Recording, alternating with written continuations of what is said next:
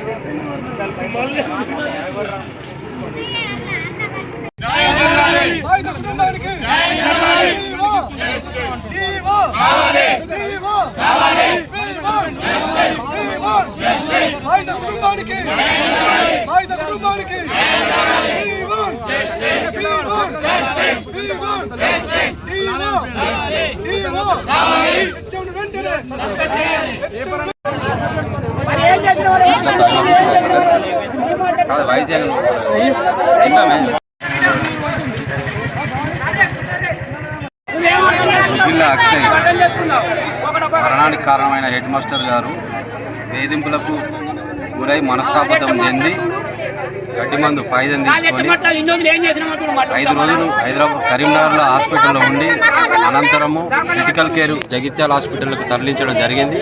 అక్కడ కూడా దాదాపు ఒక వారం రోజులు ట్రీట్మెంట్ తీసుకోవడం జరిగింది.